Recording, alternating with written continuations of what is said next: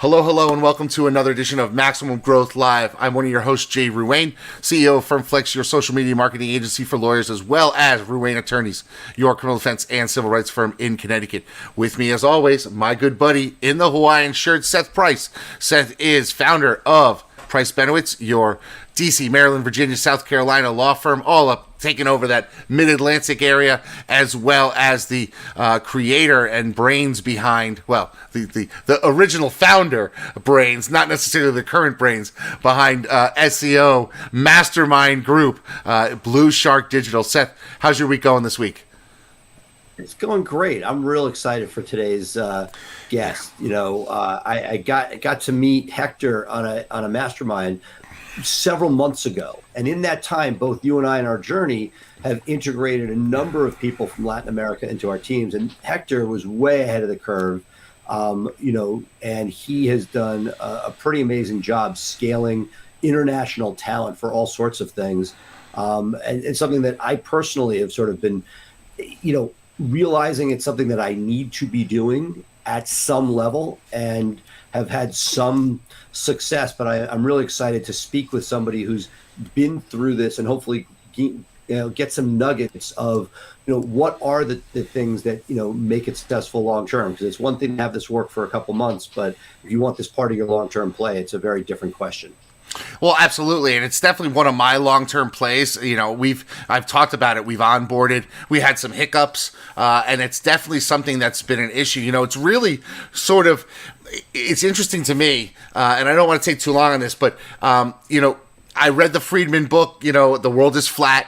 And we talked about how using the internet and technology, more people, you could touch more people around the world and get the right person for your problem. And I think really COVID sort of accelerated that. I mean, we're talking about legacy law firms that had standard phone lines. Now they have VoIP systems. Now they can start to take advantage of those things. You and I were in those systems early on. And so we're sort of a step ahead of other people in able to really attack the offshore talent. But there are some incredibly talented people out there that just happen to live elsewhere. And I can go back to when I was a college student backpacking my way through Europe, and I can remember getting off the plane in France and being like, wow, there's a whole country here that survives not speaking a lick of English. And then, and it kind of blew my mind, but now I'm just thinking, if I could tap into these things that are available to me overseas, I can really accelerate my firm. So why don't we do this thing? Let's take a quick break. We'll hear from our sponsors, and then when we come back, we're going to talk with Hector Quiroga, who is an immigration lawyer, but he's really scaled tremendously using overseas talent. So why don't we do that, Seth, and we'll be right back with more Maximum Growth Live.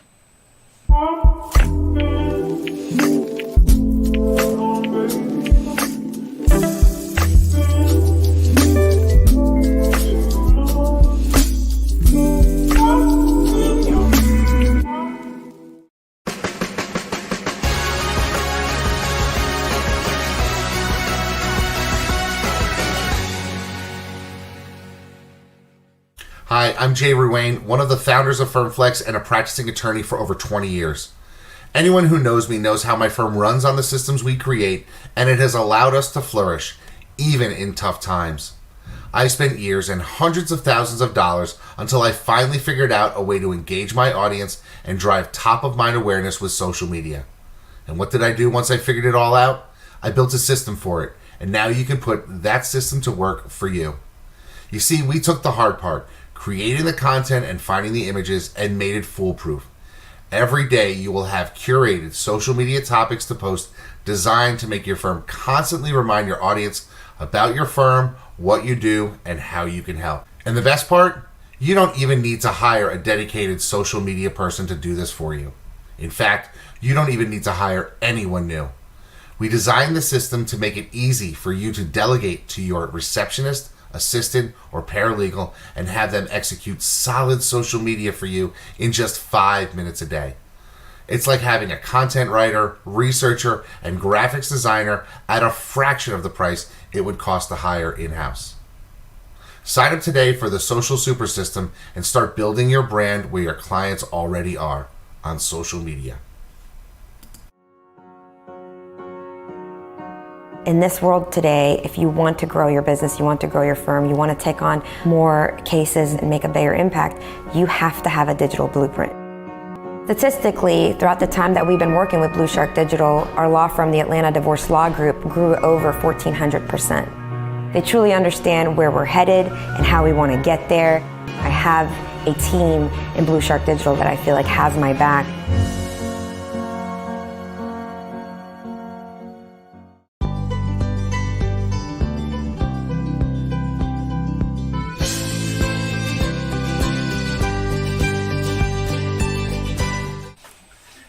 Thrilled to be here with Hector Quiroga, the managing partner of a law firm in Washington State, immigration, tri-state area there, tri-county area, as well as Las Vegas, Tri-Cities. Welcome to the show. Thrilled to have you. I am excited to have you here today because we were in a mastermind together, and I was, for the scaling of immigration. We talk a lot on the show about different offshore opportunities of leveraging. And for somebody, I have not met somebody who has done as great a job as you of mirroring or marrying domestic international labor to put the firm together. So talk to us a little about the history, how you've done this, and how you've sort of developed this international practice. All right, guys. Thank you, both of you, for having me. Excited to talk and share. Yeah. So it started. I'm Colombian by birth, so I was born in Colombia and came in 2000. I didn't speak English at the time, but what is relevant on this is that I left a lot of family and a lot of people connections when I came. I came when I was 17. I had finished high school, and so what it started with was I started to recognize that there was a lot of work that didn't have to be done in the States. And it started with a logo, right? And so I was like, can somebody do a logo? And then I went down here and it was anywhere. I had quotes anywhere from $100 to, I had a company who actually gave me a quote for $10,000 back then to do this logo, right? And I was like, wow, I was just thinking about this. And so what I started thinking at the time was like, gosh, I should get into marketing, because marketing, I can get somebody's logo and I have to know nothing about Photoshop or Adobe Illustrator. I don't have to even know anything about that. And so my first business was a marketing business, which was a website design company, because what I was doing basically was a reseller, right? I would just kind of come in and go do that. And that's kind of when I started to learn that you can shift labor and really capitalize on something that we have and we take for granted, and that's it's called the U.S. dollar. You buy milk on dollars, you don't think about what you're really doing. But for a foreigner, you are like, you paid how much for that?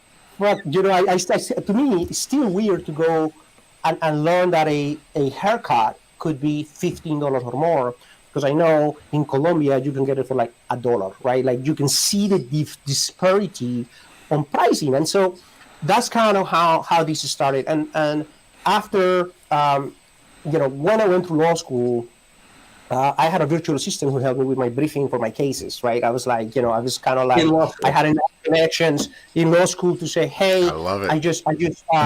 So I launched, I got through law school, it's kind of a long story. I graduated from Gonzaga with an economics degree. And I didn't go to law school right after, right? It took me 2-3 years to go in. And so in those 2-3 years, I was hired by an insurance company. And I was a personal injury adjuster, right? So I kind of started with the total loss and worked my way to personal injury towards the end. And I learned a lot. And so I learned a lot from what they were doing. One of the things that the company was doing, I'm not talking about, this is circa 2004 to 2003 to 2006. They were really good at distributing the labor. So the adjusters would come in, and then we would handle about 10 vehicle wrecks a day. I would take the recorded statement from people, right? Calling, hey, you got to take a recorded statement, do that. I needed to make a liability decision, and I needed to know, hey, is there any personal injury exposure or not, and then report it to the company. it was crazy how incredibly productive we were. I mean, I 10 vehicle wrecks. There's 2 recorded statements usually in an at-fault to the 2 drivers, right? Sometimes you got witnesses and you got to get, so there was a lot of things that we were doing. And I'm like, what did these guys do, right? And I recognize the importance of systems, offshoring, digital signatures. This was huge, digital signatures. And these people were doing digital signatures in 2004, and they had been doing this for a while. So some of these ideas that I'm like exposing to you and that COVID come to me, this is not original thought. It was just an observation and for lack of a better word, copying, just like, hey, they did it that way. Maybe figure out a way to do that. So through law school, then I'm like, okay, I had them going and I said, gosh, I really do know a lot about insurance and personal injury and that type of stuff. So I said, I like to do a website, and I target website not to high degree injuries. I recognize that there was a huge market for the middle injury, right? So that person who has a bumper, or they had a somewhat of a collision, they might need a couple of chiropractor care, and that's it, they get better. But there was a huge market there because the big shot lawyers are going for big cases. They're usually not interested in that. And what I started recognizing was that people would I don't feel so good, I might have to take the day out, and then the adjuster would call and be like, hey, we're gonna pay you like 10% of your damage, or we're gonna pay you 50% of your damage. And then people were like upset, and this is when they really like start threatening, right? There was a it's almost like there was some retaliation from the consumer back to the company saying, wait a minute, you're supposed to take care of me, and now you're gonna like shortchange me on the cost of the tail light, right? What it is that creates a spiral situation into the injury world. And there was a lot of cases we were settling for, $3,000, $5,000, $15,000. It's not enough, I don't think, for a lot of lawyers to get into.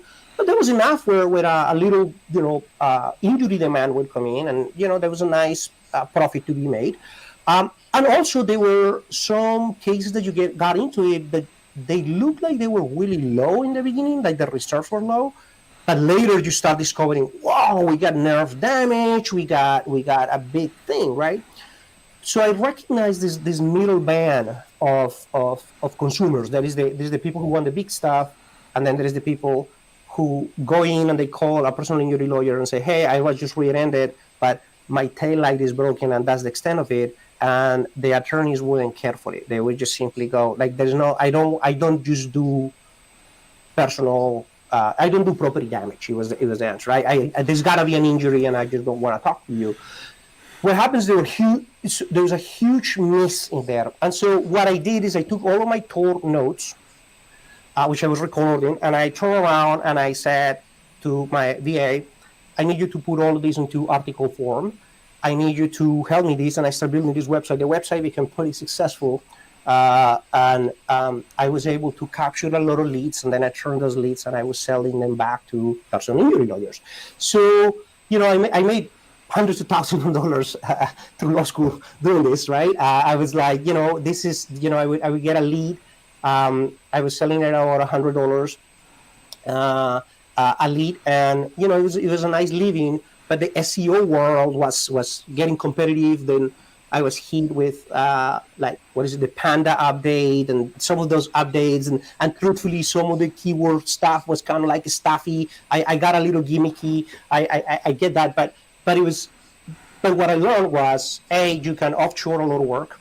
B, you can resell a lot of it. You can create a lot of value for somebody else, mining the knowledge that I had both from law school and then also my experience from a prior employer, right? And then more importantly, I think that just learning that, it doesn't, you can scale something a lot just by putting your all of the pieces together, right? And then finding that band. And so this is how I come into immigration, right? I recognize that there is a lot of work for big shot business immigration who want to go and say, hey, we want to do all your visas, and they have maybe hundreds of employees, and this will be a huge thing. but I recognized that the market wasn't being served on lower, cases like migrant workers and just people who are perceived not to have big money to hire a big lawyer. Then I recognized that the value was on volume for me. Like if I get really good at this very thing, right? If I get very good about that tail light being broken, if I get very good at a process and I can scale the volume, the only way to sustain volume is to have the labor where I can shift that offshore, then I can grow a pretty successful firm. And I think that's how it all this came about. And it's just been stumbling through stuff that I figured it out. But being Colombian and what I did was very simple. I just put a it wasn't an ad, it was a Facebook post. Hey guys, anybody wants to help me translate this document? And there's a few people answer. And I said, and at the time I didn't know what I was doing. So I said, like, okay, how about I pay you $10 for that? And I'll pay you $20 for that. And then after a while I was like, why don't I just give you a set rate, and then I can send work to you? And they like that. They like that a lot more, right? And that's how it all started. Wow. I got rapid fire. I got a bunch of questions. Hopefully these can be like, so you've built out a team internationally. Lessons learned. What countries have you liked, and what countries have been harder to work with? For me, Colombia has been it, right? And I think Colombia is great. Colombia is going through a tough time right as we speak, and that's been a little difficult. But in terms of infrastructure and stability, I think it's one of the best places to go. I have people in Argentina, I have people in Mexico, I have people in Salvador, and I had people also in India. I still have people in India, and I have some people in the Philippines. And really culturally, it's really interesting. A lot of the India and Philippines, those guys are really, at least my experience has been, they're very, very heavy in policy and procedures, and they will follow it to a T. And if your procedure is incorrect, they will follow it incorrectly to a T. They will not deviate. They're very respectful. Yes, sir. No, sir. Yes, sir, Hector. No, sir, Hector. That's just the way it is. With what I found in some of the Latin American countries is that there is a little bit of more creativity. They don't tend to follow it quite so much. And then they'll talk back a little bit more, saying like, I don't think that's going to work, right? But yet sometimes you can get out and have a little bit more of a creative team, right? So you got a little bit more people who will get out of the box. And so that's that. Lessons learned in all this time. Number one, we use it. We talk about virtual assistants, and I actually think that term should be stricken. I agree. Virtual, you're virtually there. It almost means like you're not really there, which is not true. They are there. And an assistant is the person who's assisting you drive the bus, when in fact they can drive for you. They're not really assisting, they're driving. I mean, they are. So I think it's a bad term, and it's a mindset shift that it took me a while, and I guess I still use it. But I as a policy, eradicated it on the firm for the except very close people who work for me for a very long time. That they know who they are.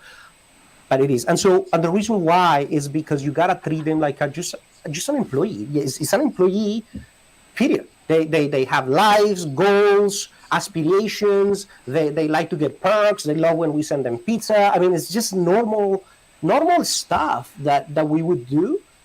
The first thing is get that off your head. They want to feel that they have a career. They want to feel that they're growing with your team. The minute that you do that, because I see a lot of people, I see a ton of posts, and I'm sure you guys follow, of other lawyers saying, "What will I have my BA do?" But what will I have them do? Right? Like, just check my email. Like, if there's a pervasive lack of just knowing, you can have them do a lot of things for you. I mean, for me, right? I have video editors, photographers, copywriters, I have economists, I have analysts, I have coders, I have software developers, I have paralegals, legal assistants, just people who just massively can do. The only thing that you need to separate is what do you physically need somebody for and what you need a license for. Clearly, lawyers need to do legal work. The law work piece, going to court and reviewing the paperwork, you need a lawyer. And typically that lawyer will be in the States, right? Not always. I've seen firms who actually have a U.S. licensed attorney working out in Mexico, right? But you have that. And the other thing is like the physical paper that you file. And in some practices you can file online, then you no longer need that even, right? So that's the lessons, I think. It's just to shortcut that. Have you layered different levels of labor with checks and balances? Is the ultimate check in the U.S., or have you got to the point where you have a checks and balance where an overseas team is overseeing your overseas team? We're kind of transitioning to that, and so we're kind of in the middle of the transition. And I have both. We have what is called a compliance team. So I got auditors and compliance teams that check before the actual work product goes out, that to make sure that nothing was skipped. That, sometimes people are like, my practice is a lot of form filling. So it's like, oh, half the form is blank. Like, well, somebody's got to check that at the end before we file that, right? So there is a compliance team that does it, and that compliance team is now mixed, right? It's mixed, but they are localized here, and is led by the most experienced people on the team to embed that. I like to try all the way out, but again, because at least USCIS and the work we do is still a paper-based thing for the most part, I still need a US team, but it's mixed. But I do, to answer your question, has it been layered? We do have layers. We have, we got what we call leads and supervisors and managers, and then we have directors, right? There's levels of experience and pay and rank, right, that people have to get to that level. Yeah. Jay. Hector, thanks so much for being with us. This is a really fascinating way to sort of scale your firm. But I want to take a step back and talk a little bit about your work in immigration because, 4.5 years ago, there was sort of there's a new administration, and that's going to impact how we handle immigration cases. And then this most recent administration made some anticipatory changes to that type of thing. How is it that you are able to sort of roll with the punches in an immigration practice when really so much depends on who's sitting in the White House every 4 years? How does that sort of impact your ability to grow as a firm? It's beautiful, man. It just exploded. It's just so awesome. I can't even tell you. I mean, here's what it really is. There is no downside to this, right? Like, there will always be immigration in the United States, and it's going to be either. So we have a administration that is really, seen as a very anti-immigrant and in fact very anti-immigrant, right? So no, let's close the borders, et cetera, et cetera. Well, that made marketing really easy. Right, it just made marketing like people were like, "Oh my gosh, I better lawyer up because this is coming in." So it made marketing easier, and in that sense, it was easier to market.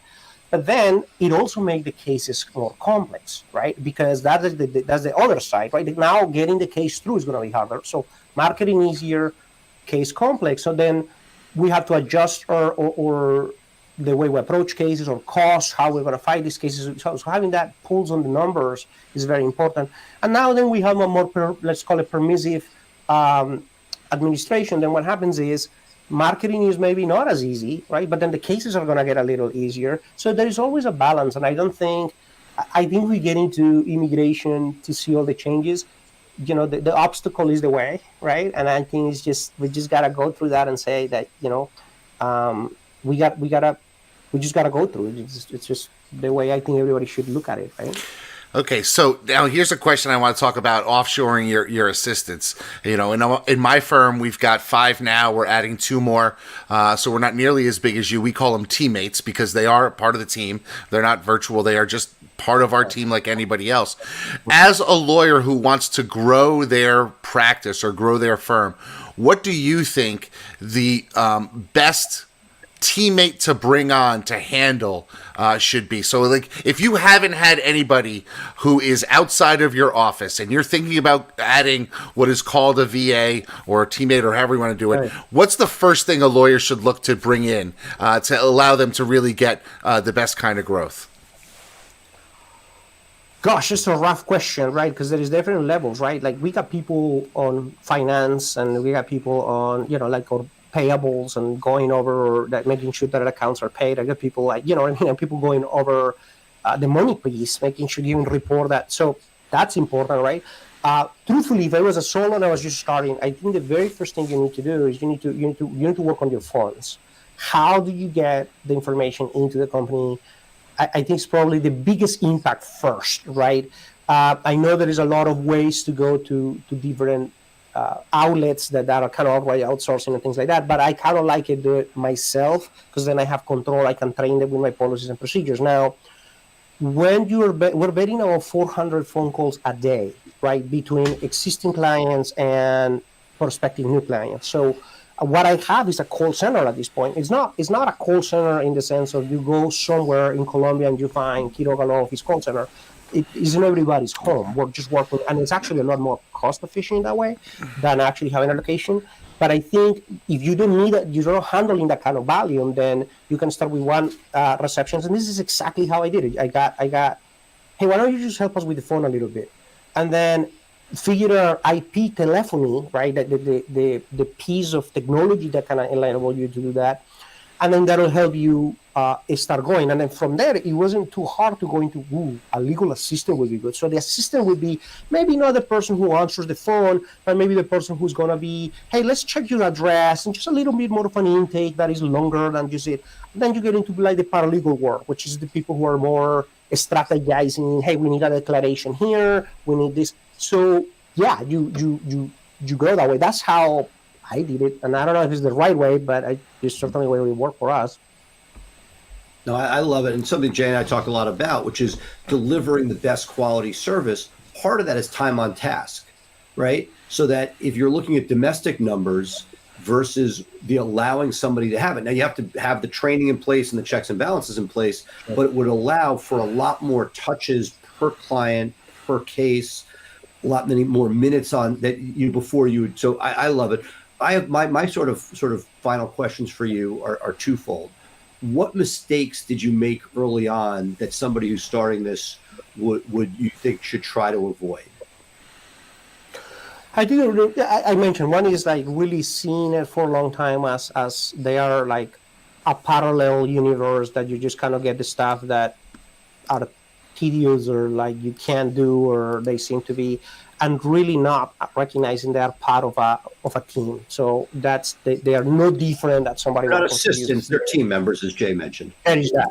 So there's one thing, and I think the second thing is really, you talk about that, and it's called check and balances, and we did have a lot of people. How do you know people are working? But I think COVID kind of helped a little bit on this because we're experiencing here, right? How do you know that the person is actually spending time, they say, on a translation, for example, or and really ensuring that you got some systems to really just be able to make sure that the work is actually being, because they will tell you stories, right? They will say to you, I worked 4 hours on this, and if you don't have a way or a system to check. And so one of the ways is just averaging, right? Just the lower averages, we're bigger enough to know, interesting, this position should be producing X amount, and you are like 10% of that consistently, we know there is a problem, right? So until you start getting some data. So my mistake, to be clear, was I didn't gather data until a little bit too late into the process. I should have started that earlier, so I knew that was happening.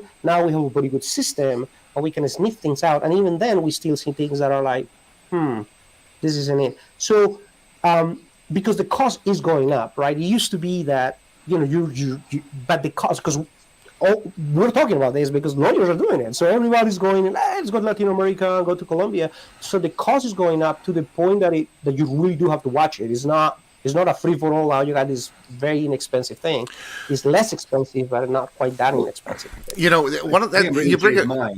Yeah, you bring up a good point. And, from all the forums that we read online, from the conferences that we're going to, I feel like there are so many lawyers out there who want this magic wand of, I'm going to be able to get a high-quality paralegal that can be bilingual, and do everything for $5 a day, and I won't have to supervise. I won't have to set up systems, and that's just a figment of imagination, right? I mean, everybody wants free help. There were hundreds of thousands of people enslaved for generations because that's the way certain people wanted to act. You're not going to get it, and you have to treat your offshore talent with respect and pay them a commensurate wage with the salary, with the work that they're doing. I mean, somebody who's just starting out might make less than somebody who's been with you for a number of years, but there has to be room for them to grow, earn more money, get more skills, right? This isn't something where you can you're not just plugging in people like an assembly line here, right? So, right, and I have people offshore that make more money over there than some of the employees here, right? Because they've been with me, because they know the thing, they're hustling for me, they know. Again, they're people, they want to, they have ambition, they want to do better. And I have some people working over there who have maids, they have a fantastic life working for my firm. And I love it because they're putting in the value. So this idea that, yes, you're going to cut costs, but you also have to worry about the systems, the checking, and when you consider it all into account, you still come ahead, but you gotta keep an eye on it, and you gotta make sure that those people really like working with you, and they'll deliver for sure. I've done a lot with India, some of the Philippines, but Latin America, and I agree with your assessment that there's a level of creativity that we see from the countries you mentioned that's awesome. And people start at whatever they start at. Let's say it's somewhere between $5 and $10 an hour. We'll take somebody at $6.50 an hour that they're starting at, hypothetically. What I don't know, and I'm curious because you've been at this for a while, what does that person end up like in order to retain somebody? In the US, you see a cost of living adjustment. Are there certain numbers that when you get to them, based on the current environment, that you're able to retain people beyond the newbies who are jumping into the market, who are hiring people fresh? Is there sort of a starting salary, and are there certain salaries that take them off the market generally that gives you some longevity of employment, at least from the financial point of view? I think it depends on the position, right? You do have to kind of look right about, hey, what is this job paying locally, right? And what, will a person have? I want to pay my people good to well, right? I don't want to be necessarily exceptional, but I also don't want to underpay them because then they're going to just find a better position somewhere else, right? So I want to do. And so the thing is because again, we got programmers, we got people who are paralegals, but they're actually lawyers in Colombia, but they're paralegals to us because they don't have a law license, but they start at different ranges, and that's something that depending on the country you want to set up. Now, I want to tell you, here's one nugget, right? And one huge nugget here is that, number one, you're talking about an hourly. Don't talk in terms of hourly. They don't understand that concept. They talk in terms of monthly salaries because that's how those cultures work, right? And that the hourly thing is a very U.S. thing.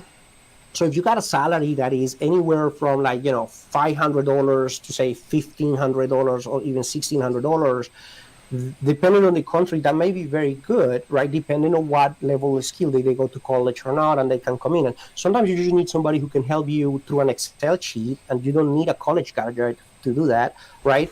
And that's the thing. So there is that band. But the nugget is really, they're looking for stability. They're looking for, I know that whatever you say, you're good for it. So your word here is huge. So they don't believe in contracts. They might see something in writing, but they know they can't sue you. They don't have any protection. They don't really have OSHA or Department of Home. They don't, right?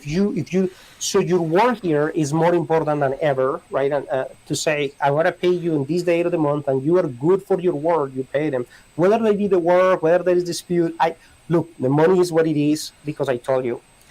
And if you show them that they can work with them, because those countries are so up and down, especially with COVID, they are desperately looking for stability to be able to do that. And so if we can provide that, somebody will take a $500, $600 wage a month, which is about $3.25 an hour, right?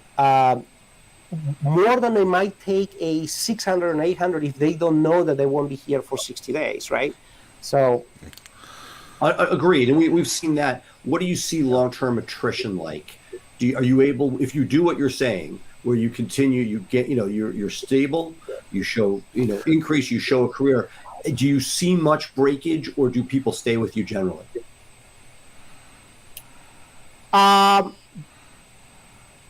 That's a good question. I have a very large team that had to stay with me now they're going to 4 or 5 years. So I think that's good. Now we had to let a lot of people go for the problems I mentioned, and so it's kind of hard to mention. Now people who had gone on and have other opportunities and left us, I actually did have a few, like 3 or 4 people, not in the recent future I can think of, who were, one was, she was a stewardess, right? She was and so because of COVID, she was fantastic. And then when it all reopened, she was like, gotta go. And I missed that. I was like, oh gosh, right? So we gotta be careful that there is that. You might be a temporary person, but I think if you got the stability and then there are increases, right? I mean, these people are not making the same amount of money they did when we began. Usually every 90 days we have a quarterly review. Every year we try to have a significant increase. It's not 10 cents an hour. It's a significant increase that makes the person feel valued, because the one thing is they talk, right? They talk and they're gonna say, hey, these people, you know what, they're good for the money. That's the very first question they ask their team members when they join the team. It's like, hey, this is all great, everything is great, but do they pay? Do they really pay, right? They're really worried about that. And so we gotta make sure that we always do it on time, that there is no funny excuses, right? And the thing is the team itself kind of give that. And then second thing, that there is a room to grow when they see, there's been raises, we've done this, we made our metrics, this is how it works. It works well. But it's the same thing here, no? I mean, you wouldn't be late on your payroll, that would be terrible. And if people don't see an advancement, then what am I doing here, right? Yeah. Yeah. Jay, you get the last word. So, it's really interesting, everything that you've been able to do here. And as you see your future growing, do you ever see a time where you won't be relying on team members all across the globe with the advancement of technology? Do you ever think that that's going to be something that you get away from? Or is it part and parcel of every good, successful, growing law firm in this day and age? I got a big question mark on that one. Here's the thing. The cost is going higher and higher to the point where I'm like, what is going to be the breaking point to actually, because it's a lot easier if I have them right here and I can just walk out and say, don't print that document. The question is, now that there is a huge demand for these services and people are going into, I see the prices going up significantly, where there is going to be a point where I'm going to say, I'm just going to have this person work out of Spokane, Washington, instead of out of Cali, right? Like, there is going to be a point.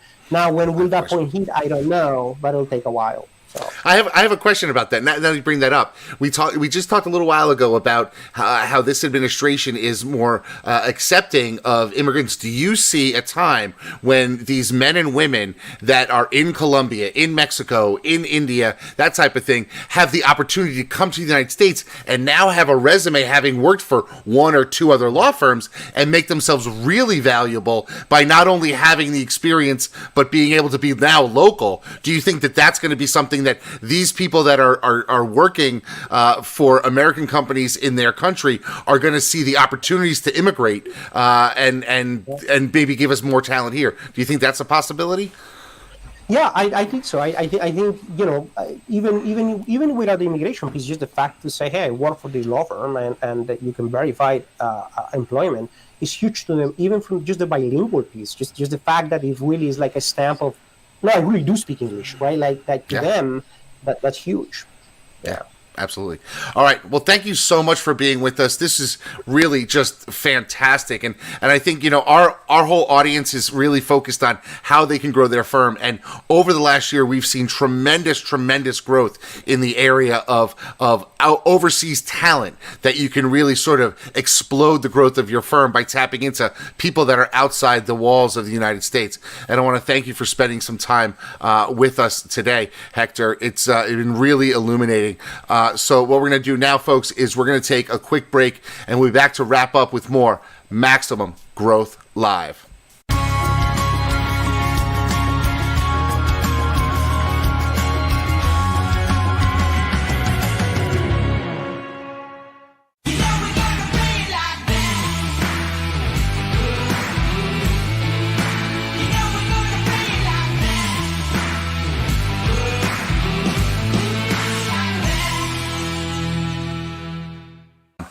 Wow, Seth. I mean, just some stuff there.